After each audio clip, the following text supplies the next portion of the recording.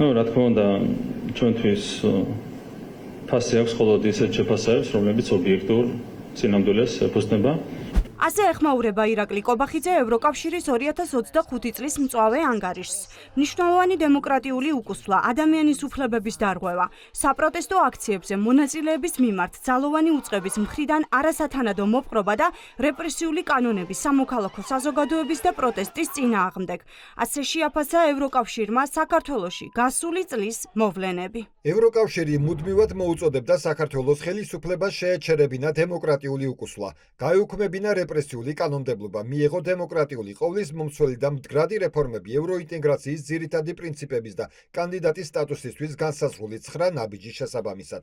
ევროკავშირმა მოუწოდა საქართველოს ხელისუფლებას პატივისცეს, დაიცვას და უზრუნველყოს მოქალაქეთა ადამიანის უფლებები.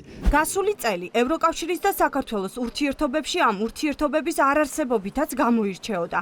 2025 წელს ევროკავშირსა და საქართველოს შორის პოლიტიკური დიალოგი არ შემდგარა.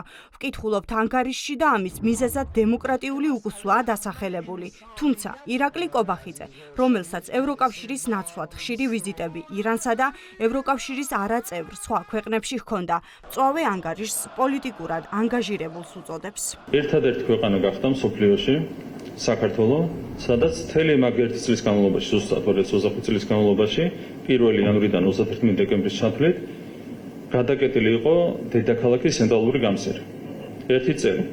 და მე როცა კანონი მივიღეთ ამის წინააღმდეგ, ამას დაარქვეს დრაკონული კანონი შეკრების თავისუფლების წინააღმდეგ. კონკრეტულ პოლიტიკურ ინტერესებს ეფუძნება, ეს დასკვნა ინტერესი იყო ის, რომ უცხოურ აგენტურას, მიუხედავად მცირე რიცხოვნობისა, უნდა შეეცვალა ხელისუფლება, ამას ვერ მიაღწიეს, იმიტომ რომ მათ შორის ჩვენ მივიღეთ კანონები. ასე მარტივად აფასებს კობახიძე გასულ წელს, რომელიც გაცილებით რთული იყო იმ ხალხისთვის, ვისაც აქციების დროს სახეში წიხლები ურტყეს და დაკავების მანქანებში სცემეს. აქციის მონაწილეებისთვის, რომლებიც დააპატიმრეს და პოლიტიკური ლიდერებისთვის, რომლებიც ასევე ციხეში ჩასვეს. ბოლოს კი ანგარიში ქართულ ოცნებას მიუთითებს, რომ საკონსტიტუციო სასამართლოს მხრიდან ოპოზიციური პარტიების გაუქმება ძირითადი დემოკრატიული ღირებულებების დარღვევა იქნება.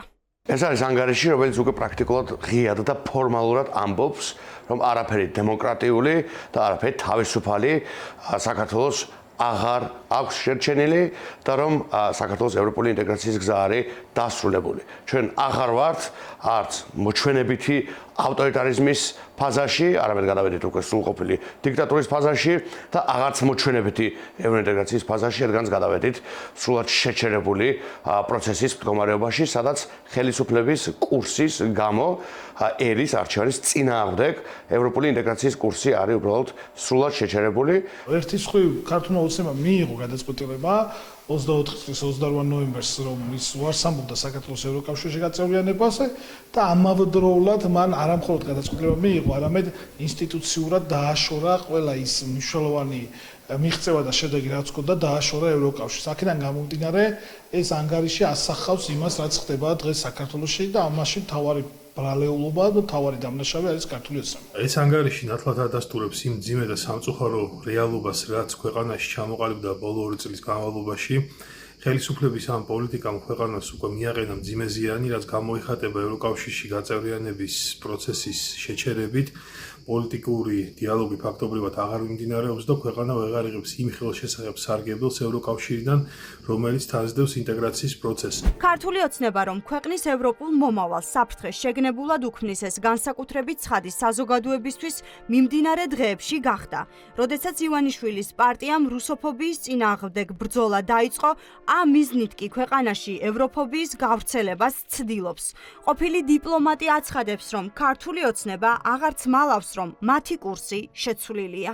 როდესაც კობახიძე და ქართული ოცნების წარმომადგენლები საუბრობენ რუსოფობიაზე, აგერ წოდებულ რუსოფობიაზე საქართველოში და საუბრობენ იმაზე, თუ როგორ უნდა მოიქცეს თურმე საქართველოს მოსახლეობა, მათ ასევე არ უნდა დაავიწყდეთ თუ როგორ რა ტერმინოლოგიით, რა გზავნილებით გამოირჩევენ ისინი ევროპელებთან მიმართებით.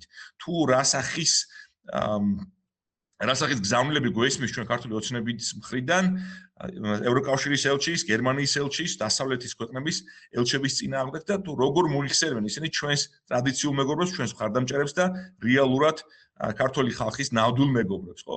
თუ კი ქვეყანაში დემოკრატიული რეფორმები არ გატარდება, შესაძლოა საქართველო ვერც ევროკავშირის სრულფასოვანი წევრი გახდეს და შესაძლოა საზოგადოება მის სიკეთეებით დაკარგოს, რომელიც დღეს აქვს.